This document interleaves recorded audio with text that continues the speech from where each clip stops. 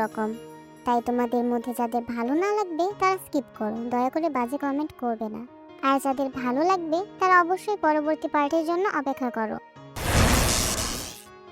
বিকালের নরম আলোয় চারপাশটা মায়ামাখা হয়ে ওঠে। বড় নিম গাছটার নিচে বসে থাকা মেয়েটিকে দেখলে মনে হয় সে যেন এই পৃথিবীর কোনো স্থিরচিত্র। গাছের ঝুড়ি নামা ছায়ায় একা বসে আছে তে। তার সামনেই মাথা উঁচু করে দাঁড়িয়ে আছে আভিজাত্যের প্রতীক, সেই বিশালাকার জমিদার বাড়ি। তবে এই বাড়ির জাঁকজমক তার জন্য নয়, তে এখানে কেবল এক কোণে পড়ে থাকা এক আশ্রিতা। মেয়েটির দৃষ্টি অপলক। ওই বিশাল অট্টালিকার কারুকার্যময় স্তম্ভগুলোর দিকে তাকিয়ে থাকতে থাকতে তার চোখে ঝাপসা হয়ে আসে।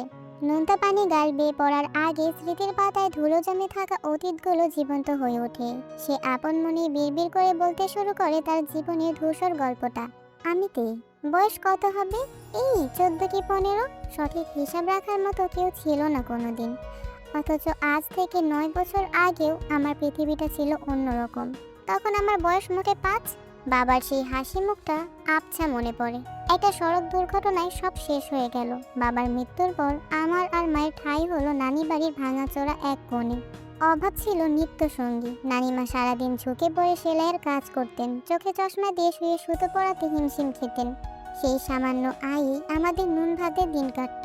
মা তখন পাথর হয়ে গেছেন, সারাদিন জানালার দিকে তাকিয়ে থাকতেন।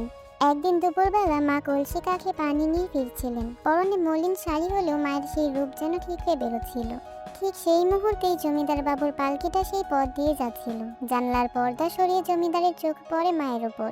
কয়েকদিন বাদেই অভাবের সেই ঘরে রাজার প্রস্তাব এলো। জমিদার বাবু তার আগের স্ত্রীকে হারিয়েছেন। ঘর সামলানোর জন্য এবং তার 2 ছেলে মেয়ের দেখাশোনার জন্য এমন এক সুন্দরী ও ধৈর্যশীল নারী তিনি খুঁজছিলেন। কিন্তু সেই স্বপ্নের মতো প্রস্তাবেও একটা বড় সড়ো কিন্তু ছিল। নানিমা আর মায়ের কথোপকথন আজ আমার কানে প্রতিধ্বনি দেয়। দেখ মা, কপাল তোর খুলেছে, রাজরানীর মতো থাকবি। এমন সম্বন্ধ হাতছাড়া করলে আল্লাহ পাপ দেবেন। কিন্তু মা, বাবু যে শর্ত দিয়েছেন, উনি আমাকে আর ওনার সংসারকে গ্রহণ করবেন, কিন্তু তেকে নয়। আমার মেয়েটা কোথায় যাবে? আরে পাগলি, মেয়ের জন্য কি নিজের কপাল পোড়াবি? ও এখানেই থাকবে আমার কাছে। তুই তো ওই বাড়িতে গিয়েই থাকবি, মাঝে মাঝে দেখে যাবি। জেনি সেদিন চুপ করে গিয়েছিলেন। জীবনের চরম অভাবের কাছে মাতৃত্ব কি তবে হার মেনেছিল? তের মনে পড়ে মা রাজি হয়েছিলেন। মস্ত বড় সেই জমিদার বাড়িতে মায়ের ঠাঁই হলো ঠিকই, কিন্তু তের ভাগ্যে জুটল ঘরের কোণে এক অবহেলিত জীবন। সেই দিন থেকেই তে চেনা জগৎটা এক নিমেষে বদলে গেল। তে চোখের পানিটুকু মুছে আবার সেই বিশাল বাড়ির দিকে তাকালো। যে মা তাকে ফেলে একদিন এই প্রাসাদে পা রেখেছিলেন, আজ সেই প্রাসাদেরই অন্ধকার কোণে সে এক অন্য জগতের মানুষ। বাড়ির আভিজাত্য বাড়ে, কিন্তু তের জীবনের ঝড় যেন থামার নাম নেয় না।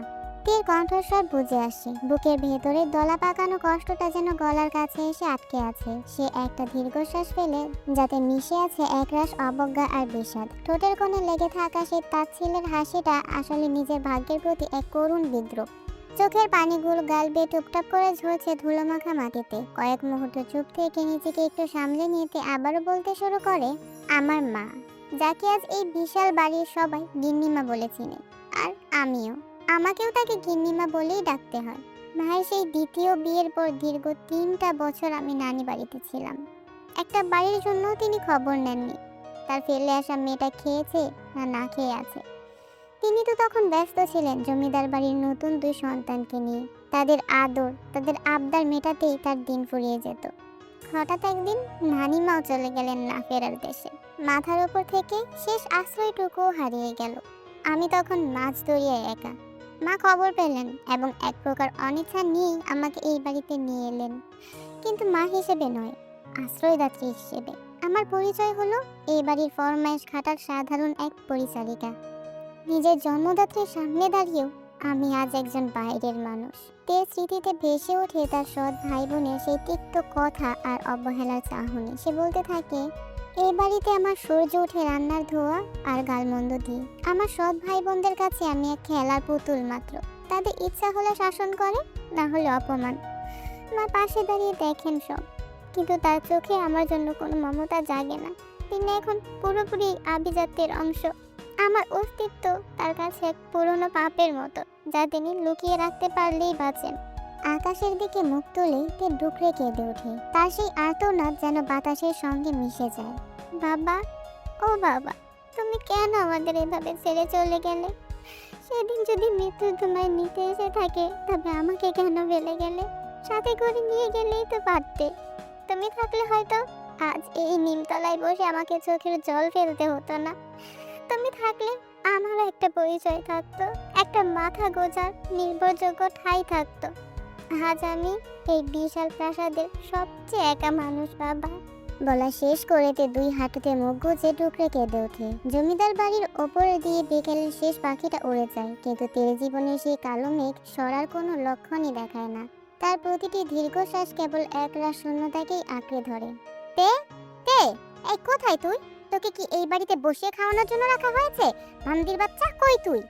বসার ঘরের ভারী পর্দাগুলো যেন জাঙ্কুকের কর্কশ চিৎকারে কেঁপে কেঁপে উঠছে। তের ঘোর ভেঙে যায়, তার অবশ হয়ে আসা শরীরে এক নিমিষে আতঙ্কের স্রোত বয়ে যায়। সে জানে এই হাক ডাকের মানে কি।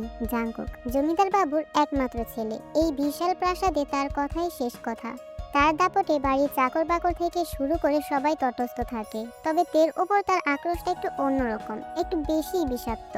তে তড়িঘড়ি করে শাড়ির আঁচলে চোখের পানি মুছে প্রায় দৌড়াতে দৌড়াতে বাড়ির দিকে ছোটে, কিন্তু বসার ঘরে পা দিতেই তার বুকটা ধক করে ওঠে। সেখানে রাজকীয় সোফায় বসে আছেন গিন্নিমা অর্থাৎ জেনি। পাশে দাঁড়িয়ে লিসা আর অগ্নিশর্মা হয়ে পায়চারি করছে জাঙ্কুক। এই মুখপুরি, কোথায় মরতে গিয়েছিলি তুই? তোকে এই বাড়িতে কেন আনা হয়েছে জানিস না হারামজাদি? ডাকলে তোকে পাওয়া যায় না কেন? কোন রাজকার্য করছিলি তুই? মায়ের মুখ থেকে হারামজাদি মুখপুরি ডাক শুনতে শুনতে তের কান অভ্যস্ত হয়ে গেছে ঠিকই, কিন্তু আজ বুকের ভেতরটা তীব্র যন্ত্রণায় মুচড়ে উঠল। যার গর্ভে তার জন্ম, সেই মানুষটা যখন সবার সামনে তাকে এভাবে অপমান করে, তখন পৃথিবীর সব অন্ধকার যেন এক জায়গায় জড়ো হয়। লিসা তখন দেয়ালের সাথে হেলান দিয়ে নখ কাটছিল। সে বাঁকা হেসে আগুনে ঘি ঢালল। কোথায় আর থাকবে মা, দেখছো না জামা কাপড়ের কি শ্রী? হয়তো পেছনের বাগানে কারোর সাথে ঢলাঢলি করতে ব্যস্ত ছিল। অবশ্য ওর মতো নিচু জাতের মেয়েদের থেকে এর চেয়ে বেশি আর কি আশা করা যায়? লিসার কথায় জাঙ্কুক একটা তার ছেলের হাসি দেয়। ঘরের বাতাস বিষাক্ত হয়ে ওঠে অপমানে। তে নিষ্পলক মাটির দিকে তাকিয়ে থাকে, তার চারপাশের দেয়ালগুলো যেন তাকে গিলে খেতে আসছে। সে জানে এই নরকে তার কোনো কণ্ঠস্বর নেই। আজ যে ঝড় বয়ে যাচ্ছে তার নতুন কিছু নয়, প্রতিদিনের এই গ্লানি এখন তার জীবনেরই অংশ। চোখের জলগুলো আর বাদ মানতে চাইছে না, কিন্তু সে শক্ত হয়ে দাঁড়িয়ে থাকে, কারণ সে জানে এই বাড়িতে তার কান্নার কোনো দাম নেই। আমার জন্য এক কাপ কফি বানিয়ে নিয়ে আয়। কথাটা বলেই জাঙ্কুক কারো উত্তরের অপেক্ষা না করে নিজের ঘরের দিকে হাঁটা দেয়। বসার ঘরের সেই দম বন্ধ করা গুমট ভাবটা ধীরে ধীরে হালকা হয় যখন বাকিরা একে একে সরে যায়। কিন্তু জেনি যাওয়ার আগে তের সামনে সে তর্জনী উঁচিয়ে শেষবারের মতো শাসিয়ে যান। জাঙ্কুক ডাকার সাথে সাথে ওর সামনে হাজির হবি। মনে রাখিস, ও যদি তোর উপর একবার বিরক্ত হয় তবে এই বাড়িতে ওটাই তোর শেষ দিন হবে। আমি তোকে আর বাঁচাতে পারবো না। মায়ের সেই বাঁচাতে পারবো না শব্দগুলোর আড়ালে থাকা চরম অবজ্ঞাতের বুকে তীরের মতো বিঁধল। মা কি কোনোদিন সত্যিই তাকে বাঁচানোর চেষ্টা করেছেন? দীর্ঘশ্বাসটুকু মনের ভেতরেই গিলে ফেলেতে রান্নাঘরে যায়। হাত কাঁপলেও জাঙ্কুকের পছন্দ মতো ঠিক কড়া করে এক কাপ কফি বানিয়ে নিয়ে যায় তার ঘরে।